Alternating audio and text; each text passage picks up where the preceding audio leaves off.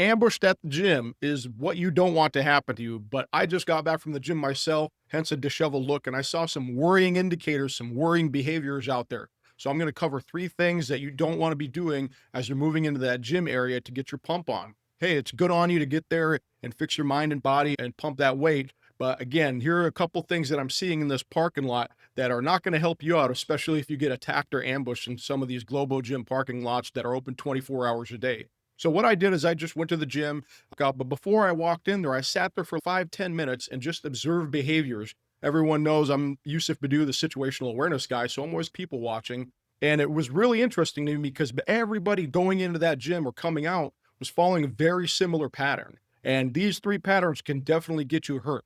The first one being, why do you go into the gym? You're getting your pump on, you're getting pumped up, you got that pre-workout kick in, you're excited to get there and get a little bit of me time. But here's the thing, you haven't crossed into the gym area yet. You're just parking your car, you're trying to find a parking spot. Usually parking's crazy and you're getting annoyed. That pre-workout's kicking in. And then you got your headphones in, you got your pre-workout music pumping, you're getting yourself pumped up and good on you. That's what you want to do. But do that once you cross the threshold of the gym, when you're in the gym and ready to work out, because people were doing it in the parking lot and it was driving me crazy. One, you got the pre-workout in. What are you thinking about? You're not thinking about safely moving through a parking lot. You've been there. You've been to these gym parking lots where cars are going like 70 miles an hour, trying to get in there and get out before they have to pick up the kids. So just that factor alone, not getting hit by a car, most people aren't paying attention when they're walking into the gym. So you want to pay attention to that. But also you have your headphones in. You have them up at high volume. With the new AirPods now, you can do the noise canceling so you have nothing going in. So you're walking through this parking lot with zero situational awareness. But the important, dangerous part is, where is your mind? It's not walking with you through that parking lot. It's on your workout. It's what's going to happen inside the gym. But again, you haven't made it inside the gym. So do me a favor, pull the headphones out. I know everything's kicking, you're pumped, you want to get in there, but tell yourself, hey, I'm not in the gym yet. I'm getting out of my vehicle. I'm walking towards the gym. Once you get in there, turn that motivation button on, start blaring that music and do your thing. But before you get into that door, don't have those headphones on blaring, because that's where some of the worst stuff can happen. Another thing you're not doing is scanning left, because you have all this, you're inundated with a bunch of information, music, pre-workout, getting ready to get in there and get your pump on, is that you're not scanning left to right. A simple thing you can do to not look like an easy target, a victim, is just have your head up, scanning left, listening, watching. You might not even necessarily see anything bad or see some type of predator out there trying to ambush you.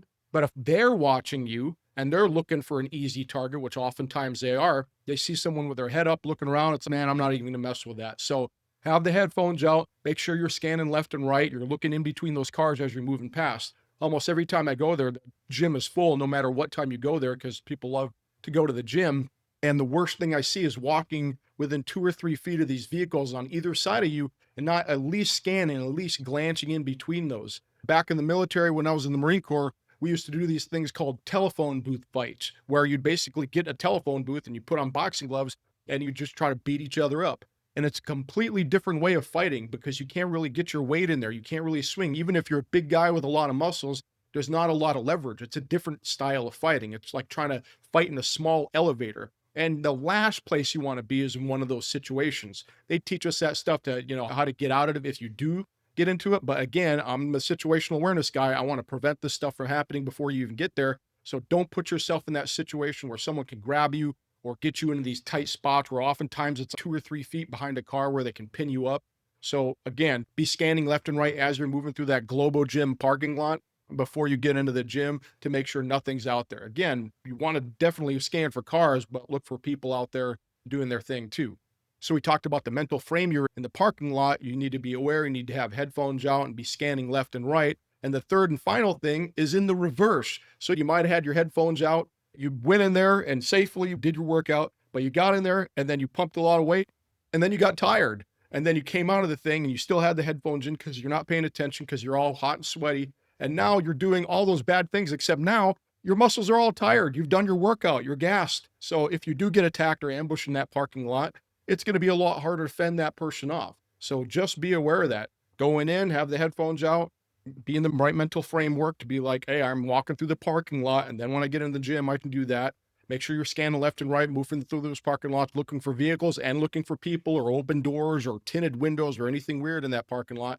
And then once you're done, do the reverse order. All right, tell yourself, my workout is over. I'm going to pull my headphones out just for a minute as I keep my head up and I'm scanning left and right, moving to my vehicle. Then you get in a vehicle, then you can blare the music as you're driving away. But again, all I did was sit there for 10 minutes steady watching the stuff. And it was pattern after pattern, men, women, young people, old people, everyone had the headphones in. Everyone was head down, getting pumped up for their ready. And it's very disturbing. You definitely want to don't do those three things so you don't get ambushed or don't get attacked or get surprised by something that you don't want to deal with before you get your pump on. All right. So I haven't done one of these videos in a while, but I'm back here on YouTube giving more of this situational awareness. Again, my name is Yousef Badou.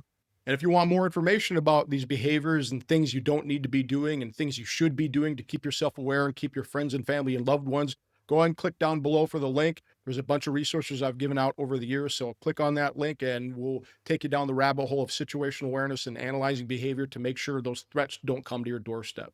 See you on the next one.